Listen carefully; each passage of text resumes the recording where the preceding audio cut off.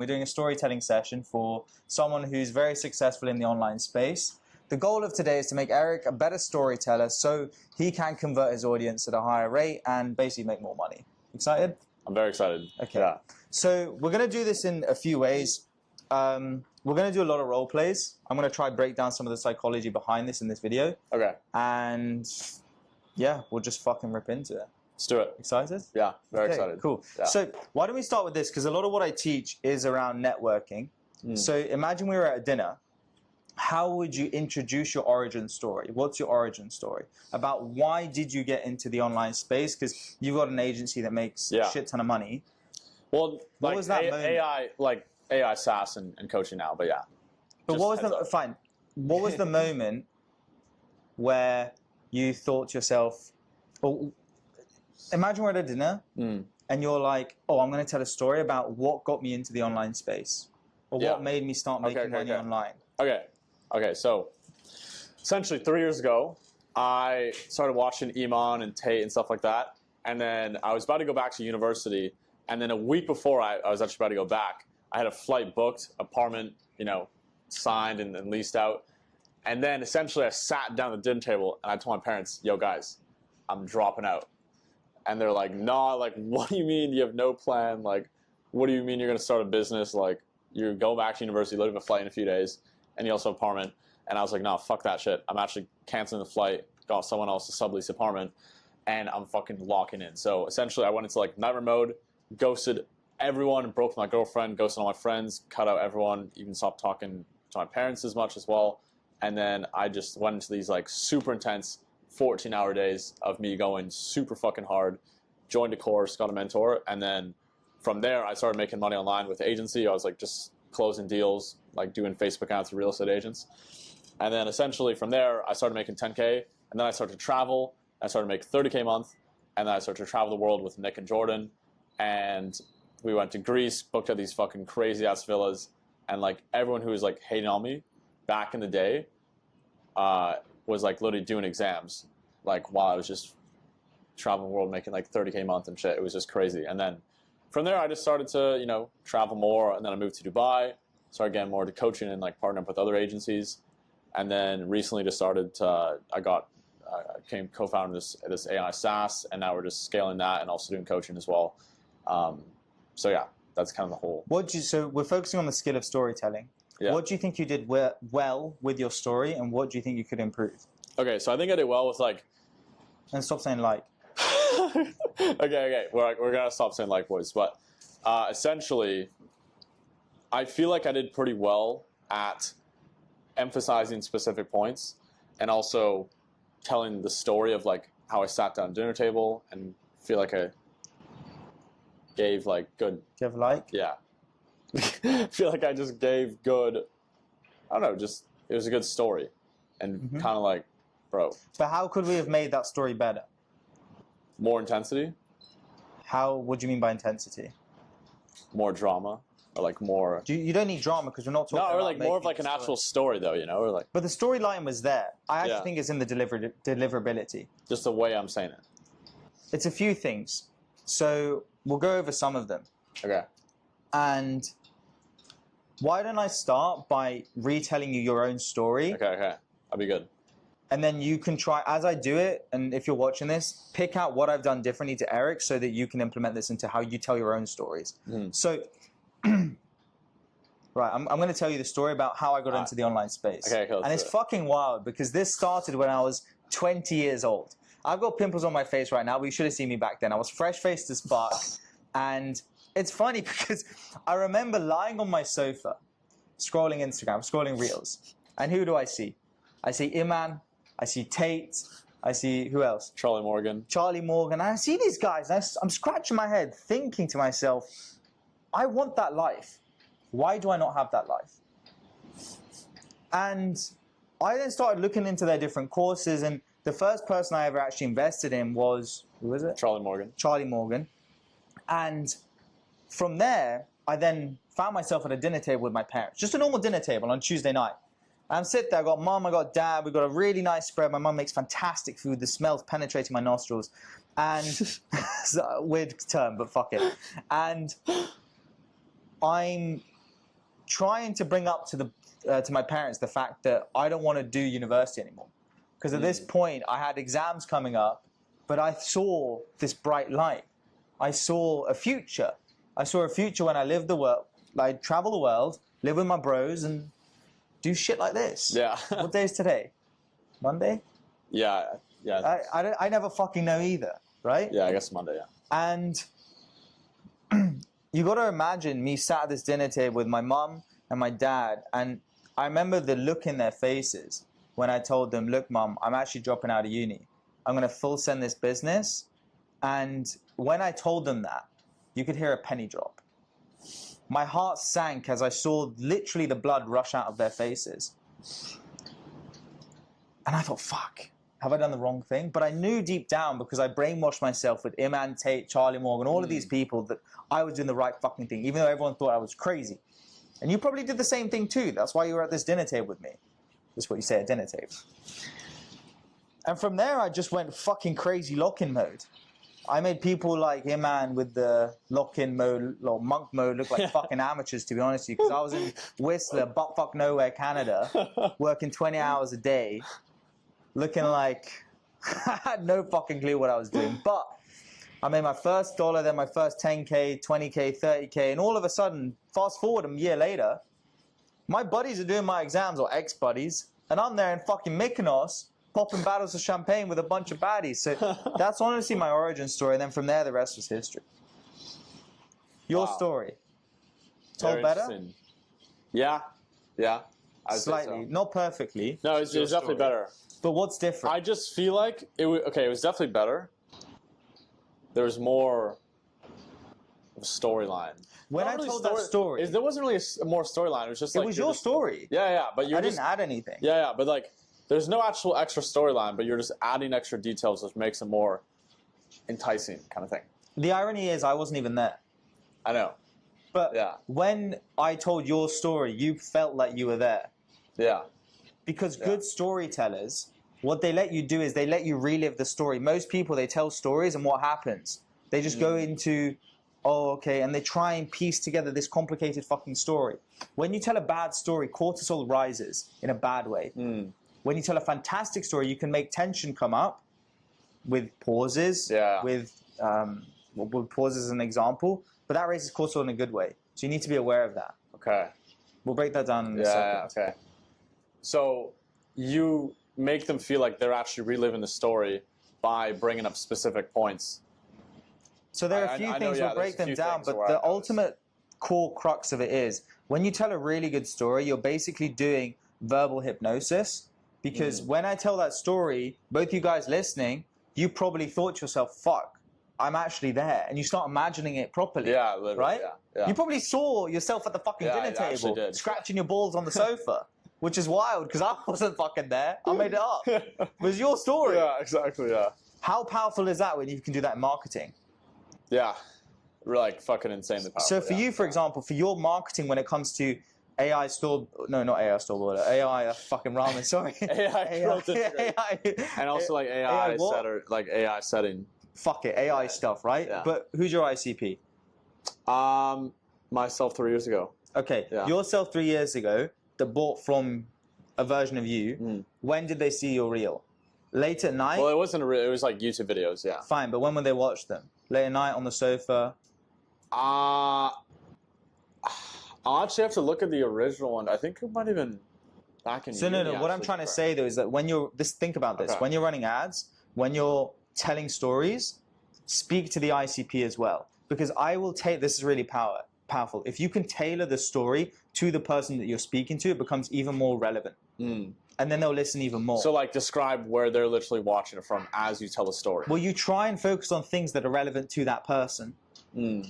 So for example, you're in the online space, so I reference Iman, Charlie. I asked you about that, right? Yeah. But if you weren't in the online space, if you were at dinner with a billionaire, for example, you wouldn't mention that. Yeah, exactly. Yeah. What you would do is you would make it humorous, and what you would say is something like, "Oh, you know, it's so funny how I got to this position right now because, you know, I was one of those kids. I felt completely lost, and I just took bets on myself, You know, I saw opportunities come up, and I would do it much more generic. Yeah. But then that person can relate to it, and I'm not lying.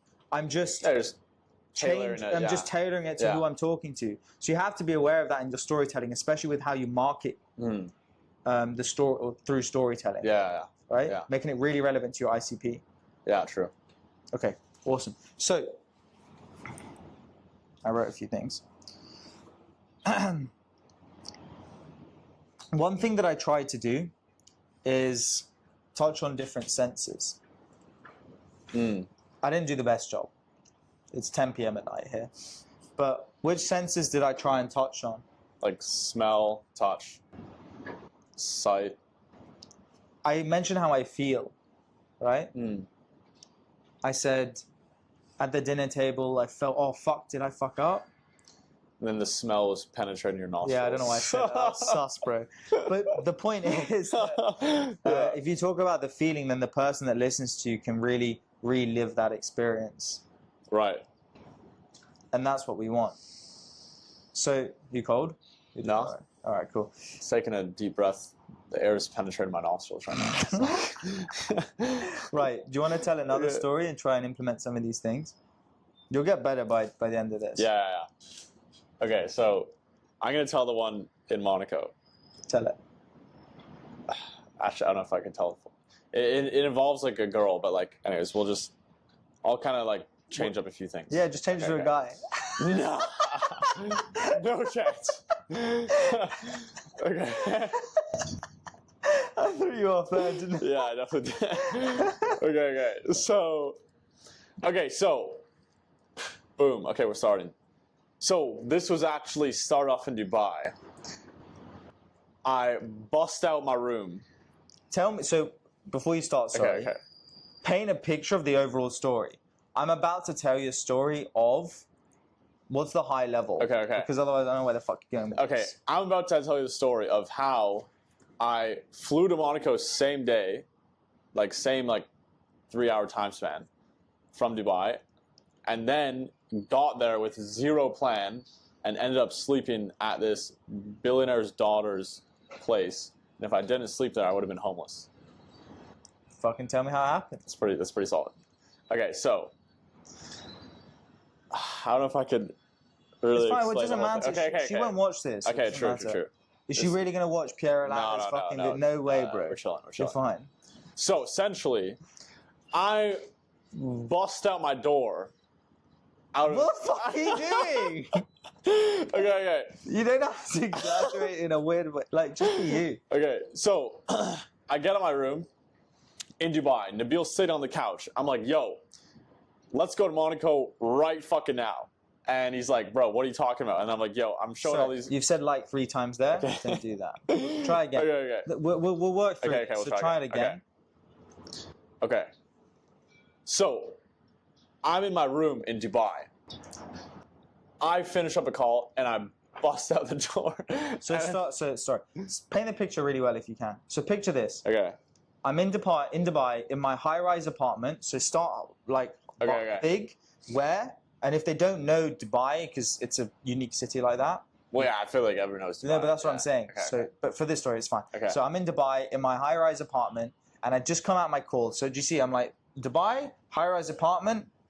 Okay, got it. Just come off my call, and I walk into the living room. Relevant. After just seeing what made you have this emotion that you want to go to Monaco. Okay. And you can hook people in because you can leave a curiosity loop. Because you can say, after just seeing something that was wild, and I say to my buddy, yo, we have to go to Monaco. Okay.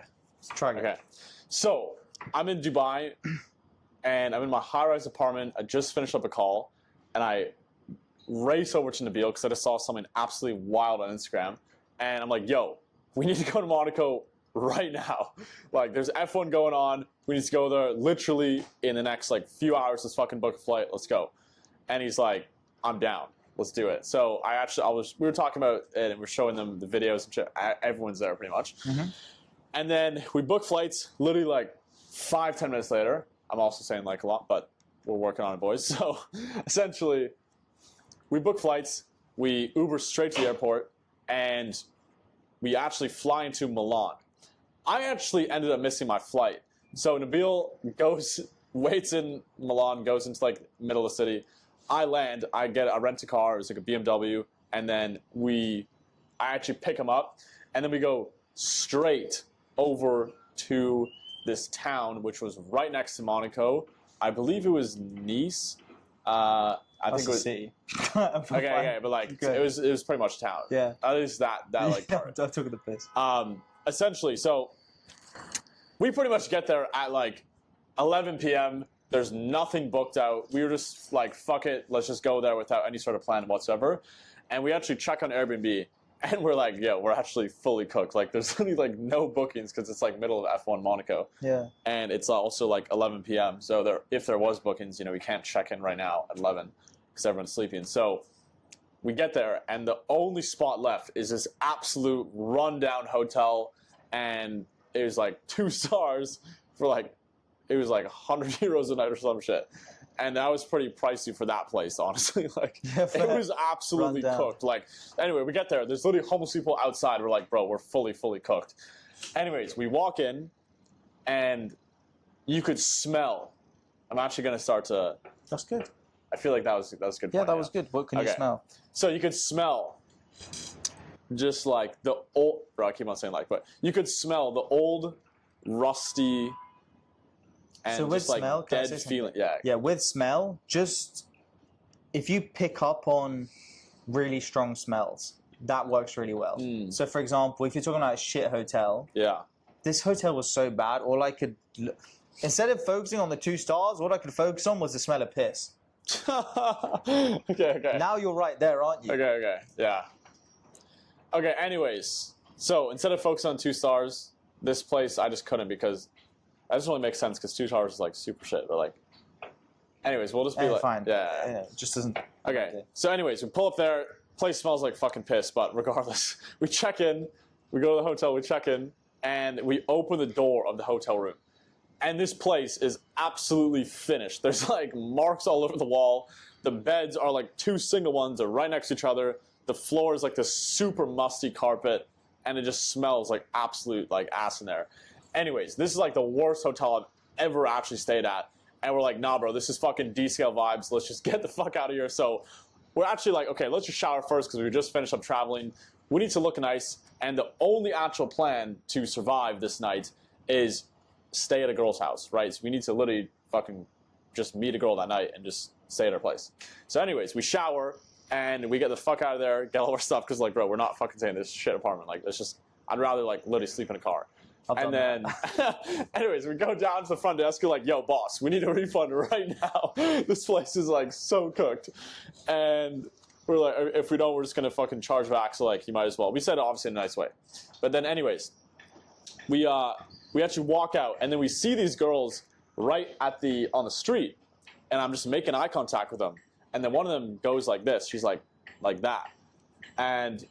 And then we just start walking each other, and then we just say, hey, like, what are you guys doing? Blah, blah. And then we're like, yo, do you guys want to go to Monaco, like, right now? We have a fucking car. And they're like, sure, let's do it. Even though they literally just met us, and they're like, get into the car. Anyways, we have all of our luggage with us still. We put it in the car, put the 2 chicks in the back, and then we start to drive to Monaco. It's around like a 20, 30-minute drive. And then, anyways, we get there. We're having a really fun time, already making a ton of inside jokes, stuff like that. Having a really good connection with the girls. And then just having a good time. And then we go to the Fairmont Monaco. So this place is like literally full of billionaires. There's tons of people walking everywhere, tons of like models and shit. And there's like Nobu there. There's a bunch of other really nice spots. Smells absolutely pristine, by the way. And you could just feel the energy as well. You could definitely feel like the wealth. Do you feel like I'm rambling on a bit too much, or think it's good? A little bit. Okay. I feel like we need, bro. I feel. How do I say I feel like without saying like? You feel as if? Okay, I feel as if it's a more mature way of speaking. adding on more. Yeah, it sounds way more classier, I feel like. I feel as if I'm adding on more. Sorry, it feels so much classier. Like, that was funny. Okay. Bro. That was funny. Yeah, that's jokes. No, it's fine. You can tell a really detailed story, right? But the problem is that, okay, what do really good comedians do? The best comedians can tell a whole fucking story in 1 sentence and make you laugh. Yeah. But it's very difficult, which is why they'll have scripts. They'll practice telling the story. true. They'll practice one joke and they'll refine it again and again and again, just like you refining your ads. Yeah. Right. So you can have a long story that rambles a bit, but there are things that you made irrelevant. So, for example, we'll just crop into it if that's okay. And I was actually invested, but the chargeback thing, why is that relevant? Oh, yeah, true.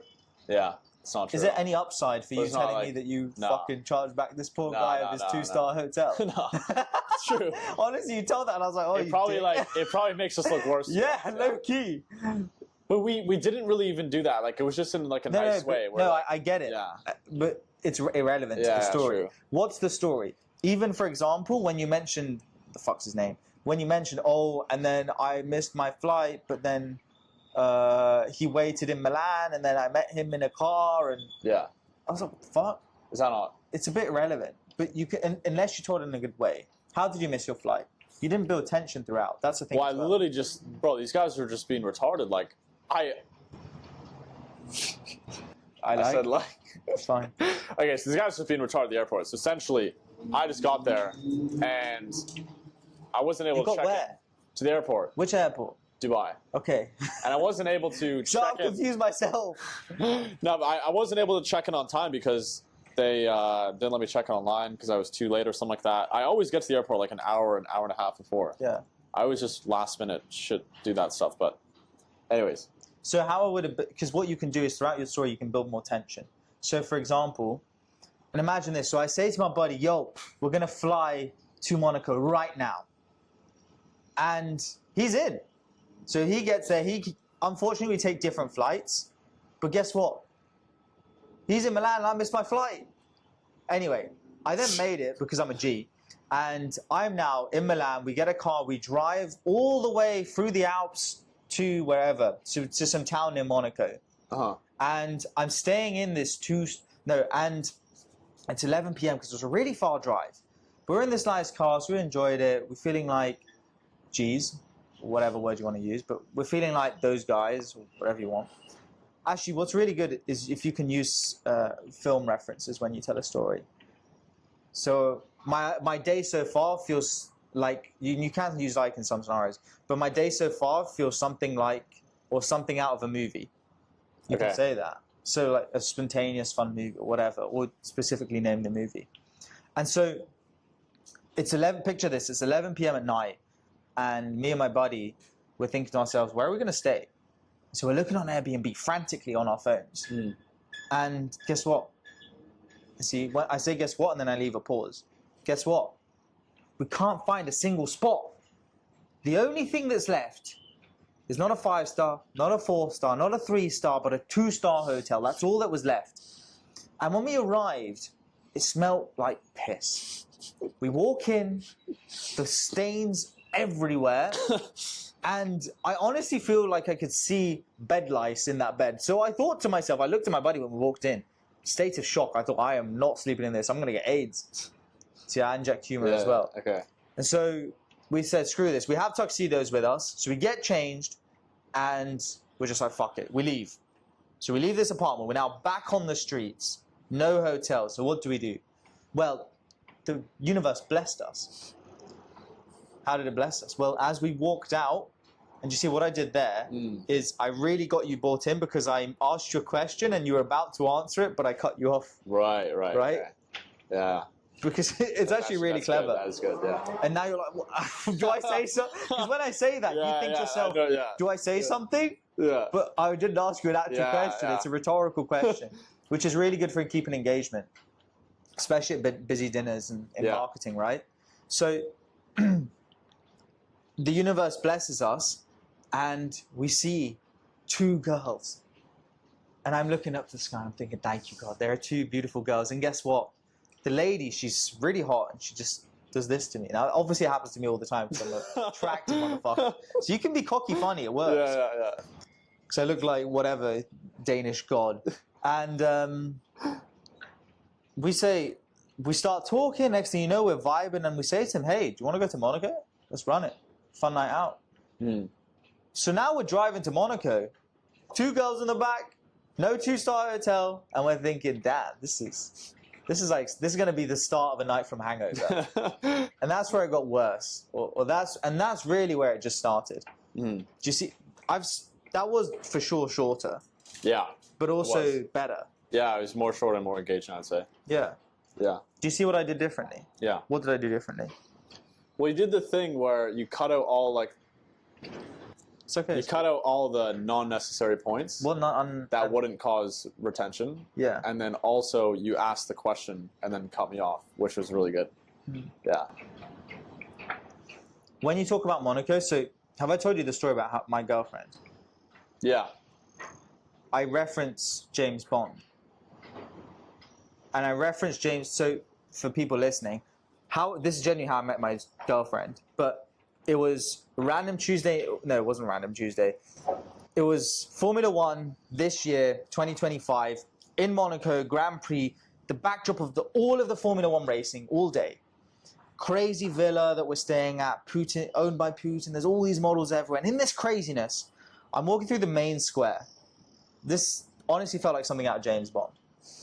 And as I'm walking through the main square with my best friend Oscar, I see this little blondie. And I love blondes.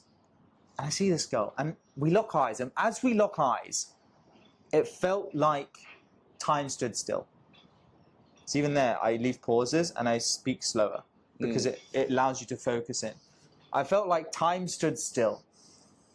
And I see this girl, and I just know, fuck, this is the girl. I walk up to her, we talk, we swap numbers, and then I keep going. But what I've done there is you probably picture me in a tuxedo in a really classy environment, but all I said, it was something like out of James Bond. Because when you reference a film, you're not just referencing the name of the film, but you're referencing how many James Bonds have you watched? Quite a lot, like 4 or 5. Okay, maybe each 4. film's 2 hours. So when I say James Bond, your brain can refer back to 8 hours worth of content. Yeah. Which allows it to pick up a better vibe really quickly. All I say is James Bond, and the listener can think of 8 hours worth of content that they can now apply to their own shit. Right, okay. Or to the story, and to the visual hypnosis and the story that they're now reliving. Yeah. It's really powerful. But do you feel like that makes them go off track, though, and not as focused on the story? Nah, because I just said it's like something out of James Bond. Did you actually think of James Bond when I said that? For like a second, yeah. But I'd argue... So I just thought of a tuxedo and like... Yeah, that's what I'm saying. Yeah. But it's the vibe. Yeah. All I'm saying is that when you reference a film, you can basically reference a different vibe that's then transmitted across, but with a very short word. Yeah, okay. Because what I'm trying to say is you get 8 hours worth of content that you can refer back to in your subconscious mind with a 2 words. James Bond. Okay. Yeah. Yeah, okay. That's why if you tell a fun night out, it's fantastic to reference The Hangover. There's a lot of people who watch that. Right, okay. You know? Yeah, true. Like me and the boys in Thailand, it was crazy. It was like something out of Hangover. I don't need to say anything else. Do I? Yeah, I guess you don't. And now you're like, fuck, this guy must have a crazy time. Because it's like, puts that... It's such a good hook. Yeah. It's very true. Yeah, okay. How are we doing for time? You okay? Right. I think you were better with the smell. You did have some irrelevance. So I think something you need to be better at, or you need to work on, is just building tension more. Okay, so yeah, I definitely agree. Yeah. How can you go about building tension? Pausing on suspense and also asking the audience a question. Why does it work? Well, because it makes them think. And then you cut them off. It's like, yeah, it's good.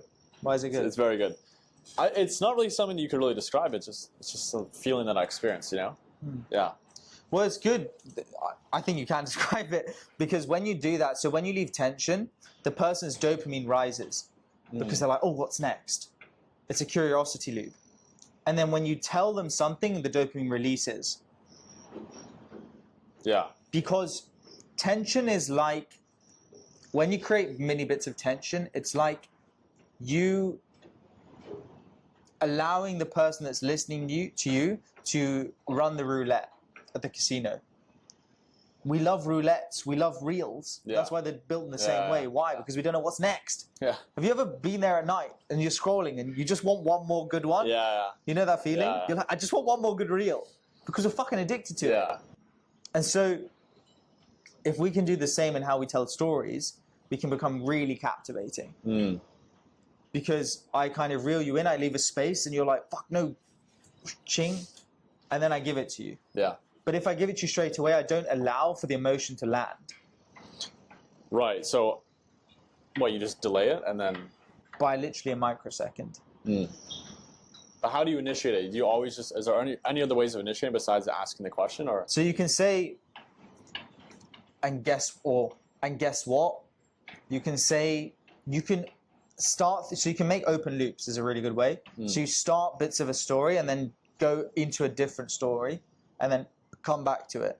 So for example, you know, it's crazy because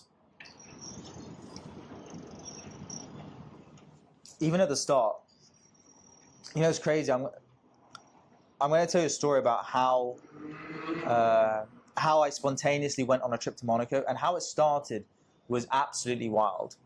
But before I go to that, well, let me think. But how it started was absolutely wild. So picture this: we're in Monaco.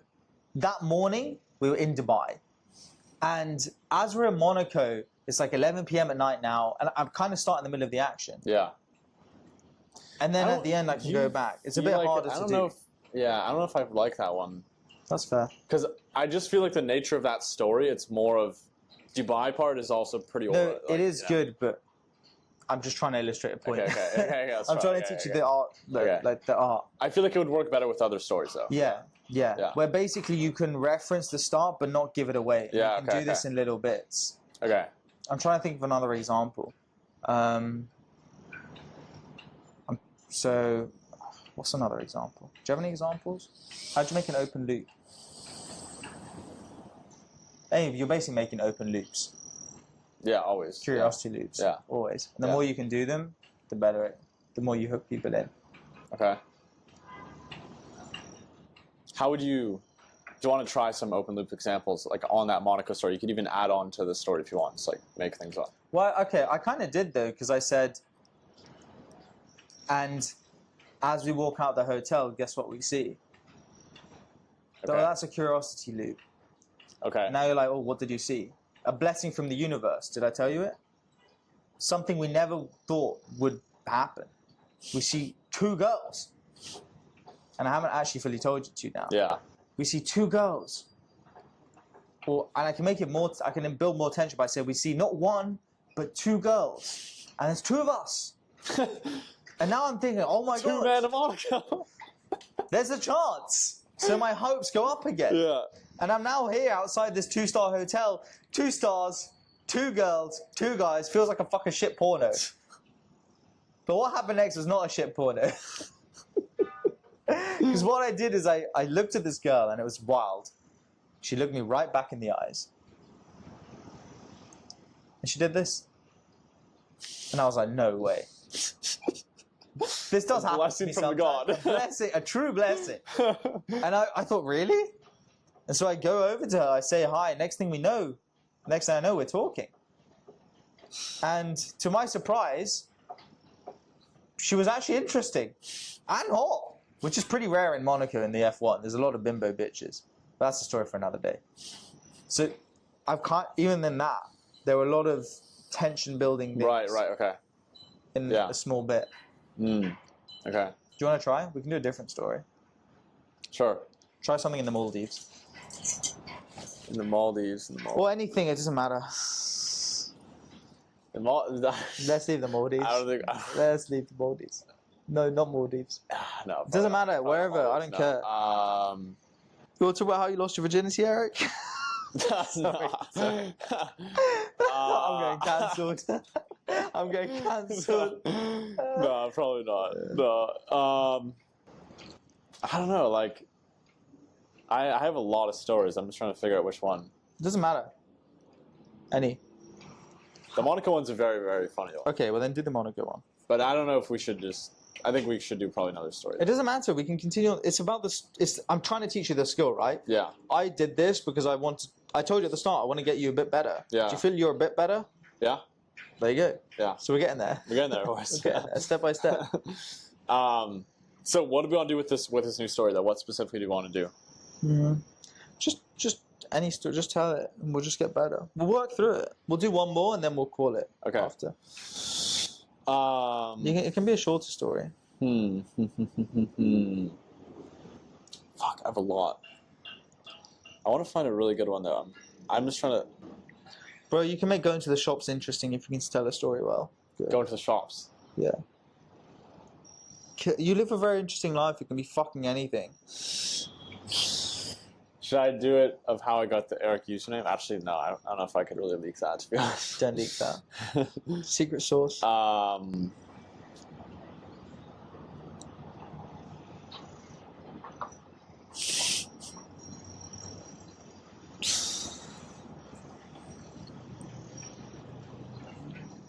We're gonna have to crop this out. I know. Fucking thinking time. Yeah. Do you want any theme to the story? Doesn't matter. We're practicing the art. We're practicing the skill of storytelling. So the actual story doesn't matter. Do you want water? No.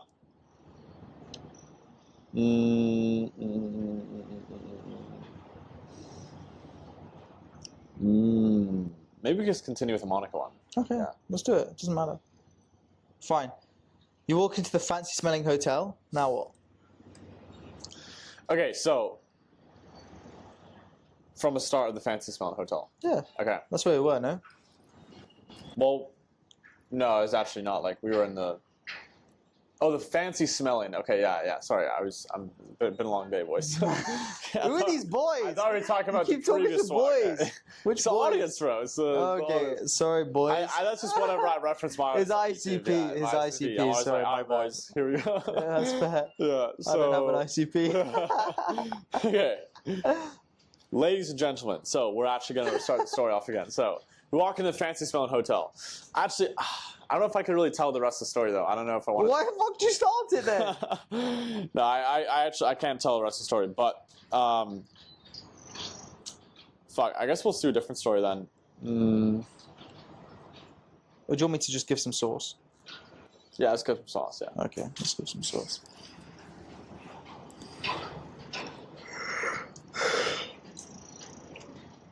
Do I need this? So, I'm also very tired. I have a long day. Let me have a think. Storytelling. You sell to. When it comes to storytelling, which specific scenario do you want to improve? When Not do you think you use this saying like, Okay. using better verbiage, using better senses, and just having way better retention and spiking dopamine and driving lots of curiosity and also increasing like status as well while I do it. Do you want to talk about status? That Yeah. could be an interesting one. How do you think you increase status in a story? You have to say things without bragging, right? So you have to say it. It's hard, right? Because, for example, I don't know. I just feel like I feel as if, you could go. Some people go way too far. Sometimes when you tell stories and it comes off as bragging. But it depends who you're talking to, right? Yeah, this of is course, the thing. Yeah. It's obviously tailoring. This is the to thing right because I'm tailoring this towards you being around billionaires because that's who we want to get you around. Yeah. So this is you, Eric. All right. This is Eric. Now, you view everyone the same as you, above you or below you in some way. Yeah. And everyone does the same. Yeah. Now, the thing is, though, that where you actually are doesn't really matter, but what matters is how people perceive you. We spoke about this before. So when you network and when you tell a really good story, what you focus on or what you mention is what people will focus on. So, for example, you mentioned when I landed in Milan, oh, we got a BMW. To anyone that is below you, they'll be like, oh, BMW. Very cool. True. But anyone above you, they will think, why has this guy got fucking BMW? Is he poor? Yeah, exactly. Yeah. Right? Now, here's the thing. Andrew Tate, Bugatti. Bugatti impresses who? Anyone? Everyone, yeah. No. I would say anyone. Yes and no. I'd argue, so maybe this is contentious. I think it does that. Yes and no. I feel like... But if Elon Musk was next to Tate and Tate was like, I just bought a Bugatti, would Elon Musk give a shit? Or I bought a $40 million Pagani penthouse? I'm not talking shit about Tate. Well, no, I mean, I would say that you can't really go anything above a Bugatti, so it's not like you can really position yourself as someone who's that higher. Is fair. Okay, that was a bad example. That was a bad example, to be fair. Okay. But my point is that there are certain levels to the game. Yeah. But like, Tate would not try and buy, like, they just wouldn't give a fuck. If you're speaking to a genuine billionaire, you saying you have a Bugatti, people don't really care. If you have 1,000 million in your bank account, you don't give a fuck that someone bought a £5 million car. Yeah. Right? That's all I'm saying, because that person's up here. So when you tell your stories, this is like the thing. What you focus on really depends or is really important, because you don't want to be down here unless you're selling. And this is what's difficult, because top marketeers, if you're a very good marketeer, because you're very good at the perceived value for people below you. But when you start going into higher and higher circles, the people that I know that are really, really, really rich, like the billionaire sons, have private Instagrams with like 50 followers. I know, yeah. You know, why is that? Because they don't give a fuck. Yeah, exactly. Because they can do that any day. Yeah. So it doesn't mean shit. And I'm not saying you to not do it because it makes you money, but what I'm saying is that when you tell a story, just be careful on what you focus on. Okay. So it's about making sure that things that to a normal person, for higher level paradigms. So for things that to a normal person may be a big deal, and to you maybe was a big deal before, you just simply don't mention to someone in that realm. Yeah, it's not a big deal. But like a BMW is kind of like, it's like a shit car. It's not like. I know, but to someone that's like one of the boys, it's like a cool car. Yeah, true. Because maybe they go around in a Ford Fiesta. Yeah, I guess so. Yeah, obviously. You see what I mean? Yeah, but I don't know. Like, how do you think I should have positioned that better? Like, should I say, So if I was doing the story to a billionaire, I'll be like, you know, I honestly wouldn't have focused that much on it. I was like, you know, it was one of those days where we woke up and I was just with my buddy and all my friends were at Monaco, so I thought, let's go. Yeah. And so next thing I know, I'm in Monaco because. Yeah, obviously if I was talking to a billionaire, I would obviously position it like that. Yeah, that's fair. I would cut out all the irrelevant points and also increase status by saying specific things that make it seem like it's just like a normal thing. Yeah, exactly. You know, so like, yeah. So like? As if. So as if. No, that's good though. Yeah. But that's what you do. Yeah. And then you need to leave mystery because, and this works really well when you're with girls, but if you paint half of a picture and it's a really, really good picture, they're just going to paint the rest in and fill in the blanks with stuff that's really good as well. Yeah. And so you just need to do that with your stories as well. Honestly, if you just saying, oh, I was at Monaco for the F1, because it's a billionaire event. Yeah, it's like a normal thing. Instantly people are like, oh, wow. Not other billionaires, but although billionaires will be like, oh, okay, so he's in the right places. Yeah. So there is a level of respect there. I'm getting tired. Are you getting tired? I could go all night, to be honest, but... Oh, here we fucking go. But how would you actually position that story as more higher value if you were talking to a billionaire? Because you can't really impress a billionaire with those stories, you know?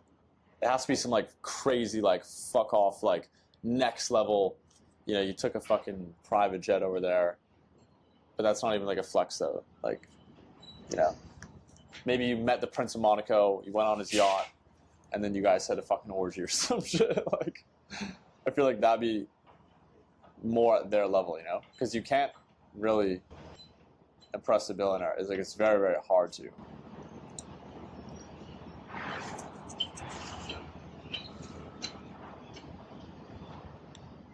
Your word is... You're thinking about this the wrong way. Okay.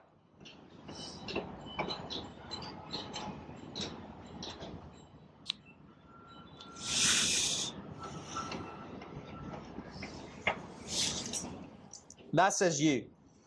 That's you, Eric. Billionaire is where? You view people above you the same as you're below you.